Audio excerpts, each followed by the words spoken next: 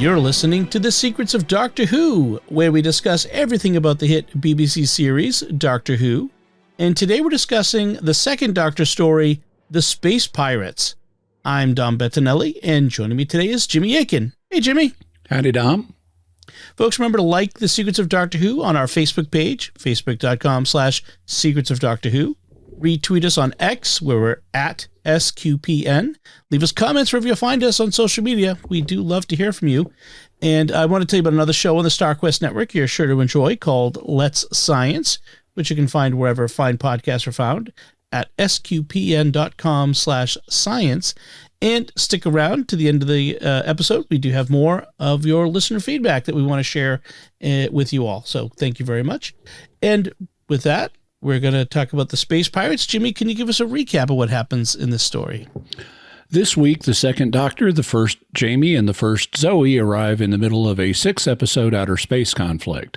In one corner, we have the Space Corps, a law enforcement organization. In the other corner, we have the Space Pirates. In the middle, we have an Old West prospector named Milo Clancy. The general who leads the Space Corps thinks that Milo is the leader of the Space Pirates because it is a glorious thing to be a pirate king. But Milo isn't the pirate king, so we have a goose chase / witch hunt against him. In the end, we have the Doctor and companions trapped in a fortress on planet Ta, and the Space Pirates have set a nuclear bomb to go off and kill them while they make their getaway. But the Space Corps shows up and shoots the pirate ship, causing it to explode, and Milo Clancy arrives on Ta and defuses the bomb, saving the Doctor. Notice how much the Doctor didn't do in this story? Yeah, so did I. The end. All right. So let's talk about our overall impressions of this and then get into the details. So, Jimmy, let's get your overall impression then. I did not like this story. It's the second. Last week I'd said the first, but there is actually an earlier Robert Holmes story, The Crotons, which is much better. Mm-hmm. This apparently was envisioned by, even though Holmes is regarded as the best Doctor Who writer of the classic era, he apparently intended this to be a 4-parter, and he was told he could not use any aliens or monsters in it. And then it gets stretched to be a 6-parter, and it is not one of the good 6-parters. The good 6-parters have like a shift in the middle from one location to another, like the final Dalek story in the Patrick Troughton era. We have different locations. You know, part of it is set on Earth in the 19th century, and part of it is on Skaro, and there's a major shift so that it's kind of 2 stories stitched together. This is all one story. It is paper thin. It is super long. The Doctor does not even show up until 16 minutes in to the first episode. He is basically stuck on a navigation station, largely alone, except for his companions, through the end of episode 2.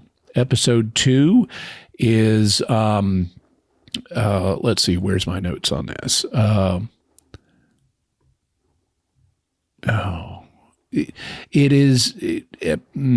Hang on just a second, because here it is.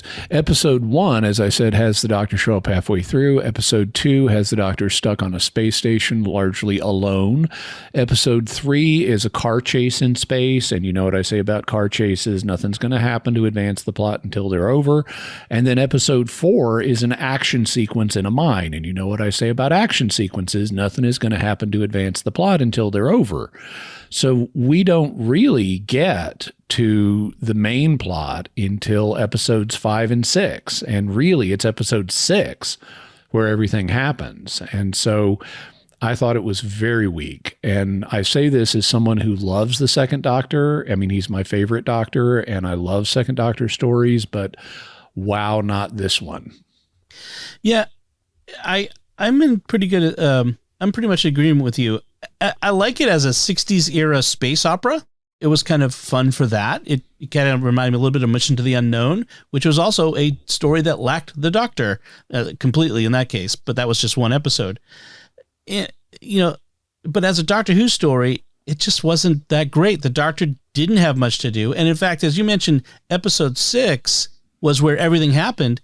And in the production, Troughton and Fraser Hines and Wendy Padbury were all off actually recording the next story, the War Games, and had pre-recorded their stuff. So a lot of what happens in episode 6 isn't really even had been shifted from the Doctor to other characters. Yeah, he has basically no agency in this. Even in the climax, the Space Corps takes care of the space pirates. Milo takes care of the mom. All the Doctor did was get on the phone and tell Milo to look in a certain part of his ship to find an autopilot override device and take it out. And it's like, so the Doctor made a phone call. That's not a lot of agency. Right. And it's a little surprising considering it's the second to last second Doctor story, that we're about to, shuffle him off the stage and that we get what's not a great story to nearly end the thing. So it's not great. The version that I watched it in now, even though Dailymotion has started to put ads all over everything to where they were just popping up constantly, I got around that problem by downloading the videos off Dailymotion and then watching them offline. Mm-hmm. But there are no telesnaps for this. So the Dailymotion people the people who posted it on Dailymotion had to reconstruct it without telesnaps, just from production stills. And they did a really good job. The visuals made sense. I did not watch a computer animated version that I also saw because it looked ridiculous. I prefer watching telesnap based things, so I have a sense of what was actually happening. What the experience would have been for the original audience watching it on screen. But the soundtrack was muddy. And the acting did not help, particularly the actor who played Milo Clancy. His name is, Gordon Gostelow. Yeah. And he was born in New Zealand, but he's trying to sound like an Old West prospector. And he's got this over the top, just idiom stuffed performance. He sounds like an aggressive foghorn leghorn. Yeah, or he's trying to be Gabby Hayes, who was famous in all those old westerns. Yeah, I know, it was very. So I experienced it on Audible.com. Mm-hmm. They have so they cleaned up the audio obviously, and it had Lincoln narration. Yeah, with by Fraser Hines, which was good. It was a nice addition, but apparently only episode 2 still exists as a video available at by the BBC, and it's on a couple of DVDs like The Lost Years or something like that. Lost in Time, and the only reason it exists is because they filmed it on 35 millimeter as opposed to taping it, which was what the others were. So it's kind of interesting there. So apparently Robert Holmes wanted to make this a space western sort of thing. So we have all the stereotypes, the archetypes, the lawman, the deputy, the bandits, the pioneer, the miner, the female businesswoman who's making her way on the frontier. Who for once doesn't own a saloon / whorehouse. Right. She says a mining concern. And like as the TARDIS wiki points out, Milo Clancy wasn't even an allusion to a Western stereotype. He was straight off a set of Bonanza, as they actually put it. Just dressed in costume and everything. So kind of funny in that case. I didn't have any difficulty understanding him, maybe because the audio was cleaned up on the Audible. And I liked Gabby Hayes, so I kind of liked Milo. I liked him initially, but it grated the longer it went on for me. Yeah. One thing I liked about him is he actually, when we first meet him, he's on his ship, he's making his breakfast, and his toast is burned because of his new solar toaster. he's always railing about newfangled things, but he throws his toast away, but then he's got a boiled egg and he needs to open it. So he just pulls a knife off of his hip. Yep. And as someone who carries a knife on my hip, I appreciated that, but it got old after several episodes. Yeah. Yeah. Because he can't just say anything straight. He's got to layer it up with a whole bunch of idioms and it just like, dude, will you just talk straight? Well, especially given that he's several centuries in the future, it's like just because you're a space prospector, you don't have to affect being some good from the 1860s. Even if you are 18, it could be 1860s. Yeah. And it's not like, I mean, flavor in conversation with allusions to call back to a particular character type is one thing, but impeding the flow of information constantly is another. Right.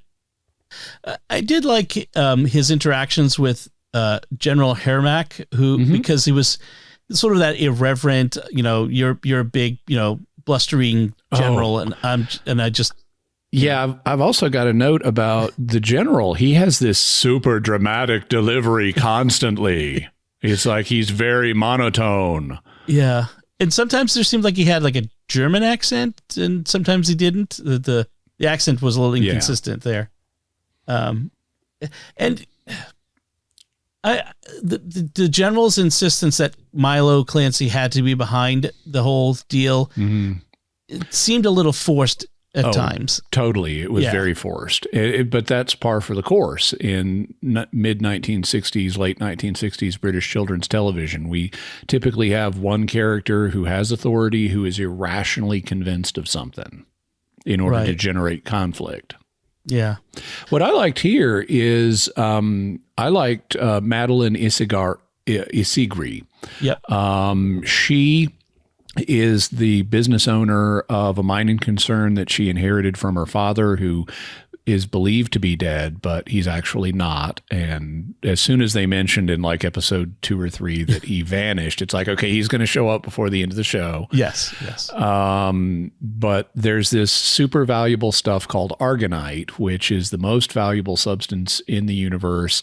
They make their spaceships out of it. They use it in all their technology. And yet somehow the Doctor has not heard of it, which is weird. But she and her father, I should say, and Milo were business rivals, or they were both prospectors kind of together.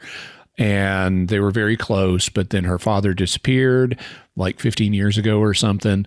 And she closed off all of his rooms and no one's supposed to go into them. And so that's where he's being held prisoner by the space pirates. And she doesn't know that. But what I like about her is she is a sympathetic character. She becomes a little one note. Yeah. Because once the pirates have made it clear they plan to kill people, she doesn't want to have anything to do with that. And she was in league with them. Yeah. So she was in league with them, but they make it clear she did not want to be in league with them. It's like she didn't realize what she was getting into. And she didn't realize, she said originally this was like an expedition to find some, salvage argonite.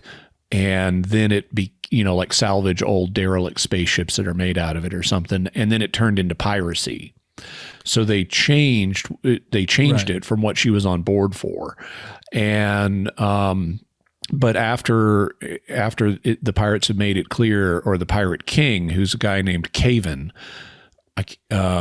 I kept wanting to call him Cavern, and I kept wanting to call him Craven. Yeah, and I wasn't sure if it was because British tends to drop the R if his name was Cavern, but no, it's just Caven, although they don't say it that way exactly. But after he's made it clear he's a murderer, she becomes a one-note anti-murder person. Yeah. Although what I like is she gives early on, when the general is around, she gives pushback to him on the idea that Milo is the pirate king. And even though he's blamed for her father's death, and they've like had a court case or something in the past, so she's considered his bitterest rival, she's like, I don't think he's behind the pirate stuff. Now, later it turns out, oh, she's in league with the pirates. She knows who's behind the pirate stuff, but she was at least trying to get Milo off the hook. And then later she realizes one of the Pirate King's subordinates, Dervish, a guy named Dervish, is also someone who got in over his head. She realizes he didn't sign up to be a pirate either. And she tries to convince him into coming back to the light side. And ultimately, he's too scared to do that. So he stays dark side. But it's nice to have this counterpoint between the two of them, where both of them got in over their heads and didn't realize what they were getting into. And now she's trying to pull him back. And Dervish gets the consequences of it because he dies with Caven at the end. I was a little unclear on Madeline's motives for getting in with the pirates. Was it because the mine was played out and this was how she could continue to be or become? I think they say that she's the wealthiest Argonite miner in the system. Well, she brought in a whole bunch of new machinery that even though they thought the mine was played out, she was able to make it profitable again and start extracting more. So this is like the space equivalent of fracking. Right. Where you think the oil is played out, but then you use this new technique and, oh, there's a bunch more here we can get. So she did the same thing with Argonite. She's basically an Argonite fracker, I guess. But if it's already been processed into like the hulls of spacecraft, and the spacecraft have been abandoned, just go get it. Right. And so she thought the pirates were a salvage operation. She didn't think they were trying to blow up actual ships that were still in use. And so that's how she got into it. There's a very convenient mechanism by which they blow up these beacons. At first it's like they blow them into bits and then they haul the bits off and like, oh, okay, that makes sense. You want it to be easier to haul off bits rather than one big piece. And then it's like, oh no, the beacons are held together by magnets. So all they're doing is blasting them at their magnetic attachment points so that the remaining sections remain whole conveniently, so the Doctor and Zoe and Jamie can survive in one of these fragments as it floats off. It seemed kind of a hedge. It was, but it was. I was okay with that. I thought it was a creative, clever solution that had some logic to it. So so I was okay with that. Okay. There was Hermack was saying, General Hermack, there was a line I thought was interesting. It's a bit anachronistic. It's referring to Madame Isigri as the most successful Argonite miner in the galaxy. Hermack thinks Clancy's trying to get revenge on her for her success. He has this line: "For a man like Clancy to be defeated by an attractive woman like you at his own game, he'd take any risk to get his revenge." That's right. No guy could ever let an attractive woman be better at anything. That's very much of its time. That's for sure. At least he says for a man like Clancy. Yes. Right. Yeah. The general himself would never succumb to such things. One of the things. And he's remarkably polite to her when he's visiting her in her headquarters on Ta. He's like, "May I use your video link, please?" And she lets him. And then later he needs to make another call. It's like, "Can I continue to monopolize your video link?"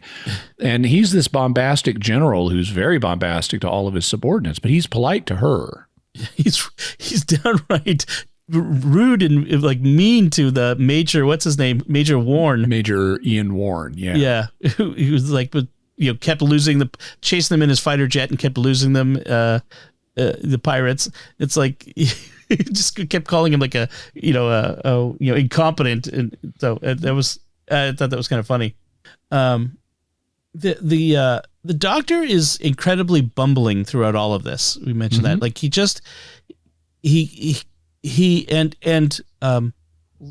very lots of self-doubt in him, and this is one of the things that's interesting. Given we're just about to switch from the second Doctor to the third Doctor.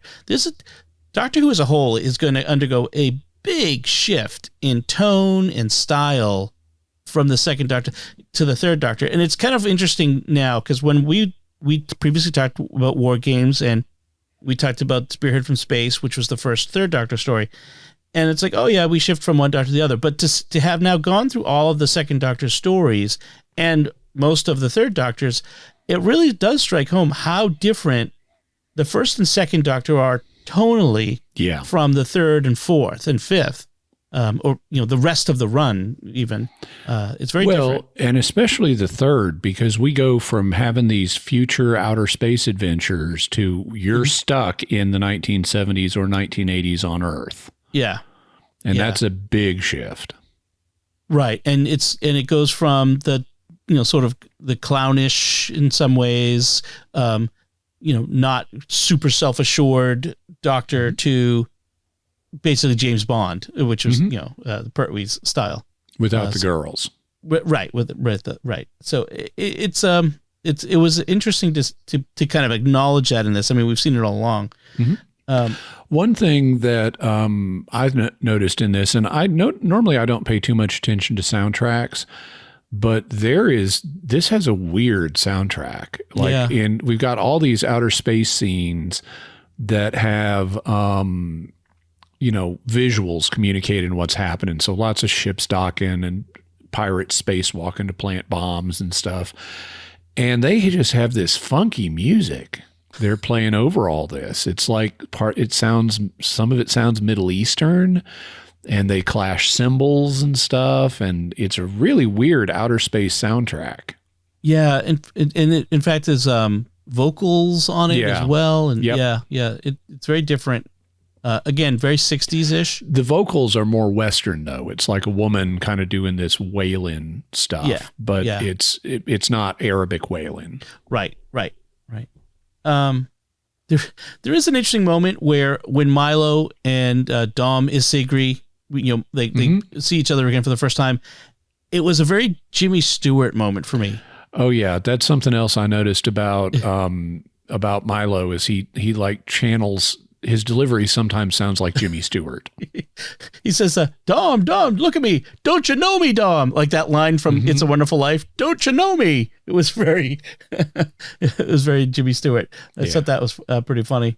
I was trying to see there was something else I wanted to say. Yeah. Oh, there was a clever bit, a clever bit of plot writing where when they were in the cell that was down a shaft in the mine with Lieutenant Sorba. The Doctor is convinced that there's an exit, that there's a hidden door, and everyone else thinks he's off his rocker because there's clearly no way in or out. And the Doctor has deduced that there must be a door because there's a fragile bowl with water in it. And how else would that bowl have been able to get in here except someone coming through a door? Right. You can't drop a fragile bowl with water in it down the shaft. Right. Even a non-fragile bowl would spill all over the place if you dropped it down there. So I thought that was a nice little bit of. It shows a little bit of Robert Holmes's usual, intelligence. And there's I noticed another Holmes trademark in this. Holmes, would sneak references into what he viewed as the oppressive British tax system. Yeah. And so there's a note where the pirates are boarding this navigational beacon that they're going to steal. And the pirate mentions the home planet's taxpayers are paying for the nav beacon. Right. So, so we've got our obligatory Robert Holmes tax reference in there. Also, I noticed that, so this is kind of an up and a down, to borrow terminology from What Culture. The Doctor, once he's deduced the existence of this hidden door, he goes looking for it, and he decides it must have a sonic lock that, needs to be unlocked by playing a certain tone. And he explains to Jamie that these became common after it became too easy for people to bring automatic lock pickers with them for physical locks. Right. And so he pulls out of his pocket some tuning forks and goes to town banging on the rocks with the tuning forks. And so I thought that ought to be the sonic screwdriver. And they've already introduced the sonic screwdriver. And this is not the only scene like that. There's an earlier one where he uses a physical screwdriver on some equipment, and he's carrying a physical screwdriver with him. And it's like, dude, you got a Sonic in your pocket. You should be using the Sonic both as a screwdriver, which it did, and to produce these tones since it's Sonic. Yes. But they hadn't integrated the Sonic fully yet into the mythos. So Holmes wasn't thinking about it as a writer. Oh, another thing, just to give him a compliment, another thing I liked is at one point they're in Dama Sigri's office, and it's dark, and everything in this office is old. It is not a modern office. It's got old-fashioned desks and books and everything, because Mr. Sigri apparently was an eccentric. And so it's dark in there, and they're looking for a way to light it. And the doctor says, well, given how old everything is, there ought to be candles somewhere. And so they start looking for candles, and Zoe actually finds them, but she doesn't know how they work.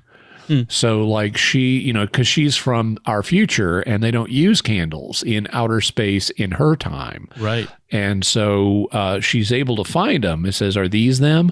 But then she's like, tell me how they work. And the doctor has to demonstrate how you light a candle for her. That's right. That was good. It explains how candles work, which was nice. So to kind of go back to criticism a little bit, I found that Caven's plan to frame Milo at the end was very flawed. It was not. Why would Hermack be satisfied with Milo? Like, he's going to blow up Milo's ship. The doctor and Jamie, and everybody are all on this Milo ship, and he's going to explode it at a distance. That's the plan. It doesn't happen that way. Right. Yeah, he wants to launch. So the Space Corps has traced the pirates to the planet Ta. And he wants to send up Milo in his ship on autopilot, which he controls. And it's going to have Milo, Dama Sigri, the doctor, Jamie, and Zoe on it. And he thinks that's going to convince the Space Corps that Milo's the Pirate King. Except, Madeline points out immediately, he'll just tell him the whole plot. He'll expose you. And the Pirate King is like, no. We're going to arrange for an accident. So he wants them to lose their oxygen, like 5 or 10 minutes after they take off, and they'll all suffocate. And so, okay, how is this going to convince the Space Corps that Milo's the Pirate King? This doesn't make any sense. That will stop them from telling them the story, unless they think to write it down before they die. But this is a very weak plan. Typical overly elaborate. Why don't you just have it explode? That would be the simpler method, so it doesn't give them time to save themselves. But also, what about all the rest of the beta darts and the rest of the pirate crew and all that other stuff? The Space Corps would presumably still want to, tie up all the loose ends. There's still pirates out there, obviously, perhaps, in these other ships. Yeah, that would not be. It just wasn't a good plan. And you could chalk it up. Well, Caven was grasping at straws or whatever. But it just, as presented, it wasn't convincing. Yeah. I do notice that in the end, the finding the TARDIS again, because we had TARDIS separation, was almost an afterthought. It just was. Yeah. So what happened was when the Doctor initially in episode 1 lands on the navigational beacon, it's composed of like 8 segments that are modular and that are stuck together with solar magnets. And they land on one of the 8 compartments, but then they end up in another compartment because they're running around fleeing from the guards who are on the navigation beacon. And then the guards get into a firefight with the actual pirates, and they leave. And the pirates then blow it up. And so the 8 segments come apart, and the TARDIS is in a different compartment. So we have TARDIS separation. They don't announce that until like episode 2 or 3. And then what they do have, they try to address it early on. The Doctor realizes if I can use the magnets on these ships right, if I can boost the effectiveness of the one we're in, we may be able to attract another segment and then another, and we can kind of put the band back together, and then we can go through the compartments and find the TARDIS. However, and there's this moment where Zoe is warning him, but how do you know that the next compartment over has the right magnetic alignment for this? Because if it's the same alignment that we've got, it's going to push that farther away. And the Doctor just says, Zoe, don't be such a pessimist. But then it goes disastrously wrong in a way even Zoe didn't predict. He like completely overboosts the magnet, and they go zooming away from all of the other 7 segments. Right. And so, but the other 7 segments are still magnetically bound to each other in a loose way. So instead of, and they actually point this out, this is correct. They point out if you blow something up in space, it's just going to keep getting further and further spread apart. But that's not happening here because of the magnets. Mm-hmm. And so they're traveling together, and they're designed apparently to slingshot around a planet called Lobos and then go into orbit around planet Ta, where the pirates are based. And so at the end, the Doctor is very unconcerned about getting back to the TARDIS. He says Milo's offered us a ride. Right. And this is our, but it is very much an afterthought. And they use it as our out joke because they're going to have to get a ride in Milo's ship to go there. And Jamie is hesitant about that. And the Doctor says, hey, I mean, you may have to walk. Yeah. The one other thing that was funny, just a reference, a sort of an anachronistic reference, was the general was pointing out that the pirates were using UHF frequencies, and that's only used for the most high-tech military. UHF is it's such an old technology by now, but it's kind of a funny reference back then. By the way, one thing I did like is that even though Argonite is built up as, this magical substance, it does have, futuristic substance. It does have some properties that they explore a little bit. Apparently, Argonite is magnetic with copper. Mm. So, normally magnets, are only affect ferrous metals like iron. They do not affect copper. But Argonite is magnetic with copper. And this is actually used in the plot where the space cops are chasing Milo, and in a small ship they call a minnow. And he is able to get away because he's got a whole load of copper needles that he has set for just this purpose, and he jettisons them, and they stick to the space cop ship, which is made of Argonite, and that jams its sensors, and it jams it may jam its propulsion, and so Milo's able to get away. So that's a kind of nice little science fiction-y thing. It's not what happens with any metal we know about in copper, but it's a nice exploitation if you're going to introduce this futuristic substance to explore its properties a little bit. Right. Magnets was going to be much more important in the future than they ended up being, I think, in science fiction anyway. To quote, what was it, Colonel Jack O'Neill? It's always magnets. Magnets, yeah. Any other notes on this one, Jimmy? Oh, I guess I like how Zoe continues to be presented as very smart and on a par with the Doctor, and sometimes things occur to her that don't occur to the Doctor, and she's right. Mm-hmm. Like, she's able to calculate where the TARDIS is going to land within 10 miles of them based on the same data the Doctor's been exposed to about their journey. She just puts the pieces together and figures it out. Yep. Yeah, that's very nice. Yeah, Zoe, it's very sad to see them go. I'm sorry they didn't have Zoe introduced. I would have loved to see another season or two of her and Jamie. Yeah, exactly. And speaking of which, the next story is the War Games, which is the final. It's a 10 episode extravaganza. Yeah. And it's the final story. And this is actually, as pointed out on the wiki, that this is the second Doctor season that doesn't have the penultimate episode have a companion leave. We've had in the last two seasons. Because for continuity, what they would do is have the companion leave in the penultimate episode, then they introduce the new companion and they bridge the seasons that way. Right. But at the end of this season, everybody departs. They're starting fresh with the third Doctor.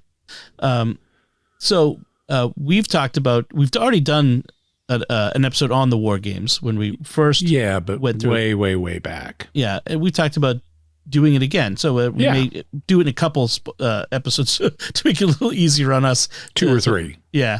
And which will be nice because then we get to, for me, I get to then look at it as I know these characters now. It's not my, one of my first exposures to them. This is now I know them. I've seen them. I've watched the whole thing. And so should be fun to kind of go through it again with that new perspective. That'll be nice. Yeah.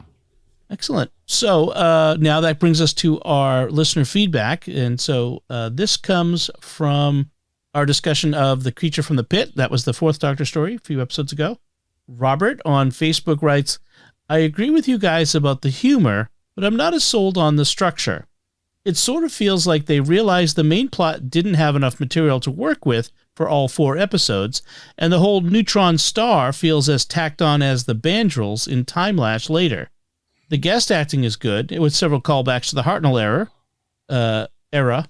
Madame Corella was the old woman back in An Unearthly Child, and Jeffrey Belden was a thought for the first Doctor, which is interesting. Yeah, and we're also going to have more callbacks to Hartnell era acting because Barbara is coming back in a new role in another fourth Doctor story that's coming up. Oh. So she's playing a completely different character, but it's still Barbara. In fact, I had forgotten. I thought it was her that was Madame Astra in this, but no, she's a couple stories down the line. In terms of the structure, I agree that you could read this as the stuff with the star is tacked on. I'm not sure that that's the case, though, because normally when they realize that a story, because they deal with our principal villain early in the final episode. And normally what they would do if they realized they had that much material is they just go back into the earlier episodes and pad them. Mm-hmm. So that we have the dealing with the final villain at the end of the final episode. And they didn't do that here. They also they concluded with a big outer space sequence that they had to budget for. And so I tend to think that this was part of the plan. And regardless, though, of whether they realized their story was too short and they needed to tack something on or not, I like what they did with it. Because for once, I mean, I'm always expecting, okay, we're going to get down to the final 5 minutes and then the solution will present itself to the main villain. Is like, nope, not this time. Yeah. She gets offed early in the final episode, and then we've got this whole subplot with a big outer space climax, and it's like, okay, I like this. They're subverting expectations here in a good way. Right. They deal with the villain early, and then they give me something big and impressive for the budget at the time. Yeah, I think that that might be the case more likely the case because, it was interesting. It was unexpected. You don't expect the big bad to what was that Simpsons episode where that wrapped up quite nicely, but earlier than usual. Yeah. It's that sort of thing where it's like, well, what do we do now? And so we get this extra bit. And so, I do think they could have polished the transition into the final thing a little more. There's some clunky dialogue, like we mentioned, like why is the Doctor so suspicious of Arato? Mm-hmm. They needed to give us something a little more to ease that transition. Yeah, but I liked what they did with it. I'm glad they surprised us in this way. Yeah. Thank you, Robert, for your feedback. We do appreciate hearing from all of our listeners. And now we'd like to take a moment to thank our patrons who make it possible for us to create the Secrets of Doctor Who, including Jonathan F., John D., and Kathy B., Stephen B., Shay J., and Father Eric F. Their generous donations at sqpn.com/give make it possible for us to continue The Secrets of Doctor Who and all the shows at StarQuest, and you can join them by visiting sqpn.com/give. This StarQuest show is also brought to you by Exodus 90 and the Exodus 90 app. Men, we are called to share the hope and joy of Jesus Christ.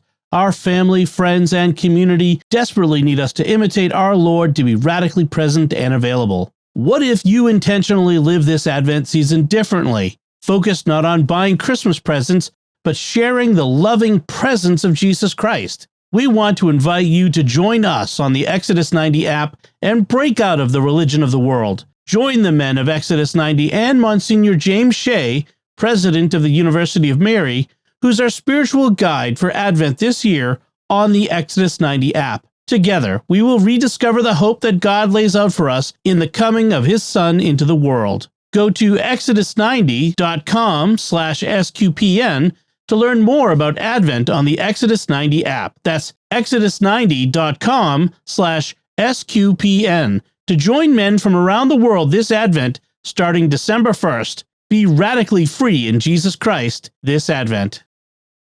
We'd also like to thank Zyman Yannick, who edited this episode. So that's it from us. What did you think of the second Doctor story, The Space Pirates? You can let us know by commenting on the show at sqpn.com or the Secrets of Doctor Who Facebook page. Send an email to drwho@sqpn.com or visit the StarQuest Discord community at sqpn.com/Discord. And if you tried that link before and you got an error like expired or something, try it again. The way Discord handles these invitation links say expired once in a while, and so you have to try again later. We have to renew it. So give that a try. And you can watch The Secrets of Doctor Who on our YouTube channel at youtube.com/StarQuestMedia. We'll be back next time when we'll be discussing the third Doctor story, The Time Warrior. Until then, Jimmy Akin, thank you for joining me and sharing The Secrets of Doctor Who. Enter Sarah Jane Smith. Yes. And once again, I'm Don Bettinelli. Thank you for listening to The Secrets of Doctor Who on StarQuest. And remember, Zoe, don't be such a pessimist.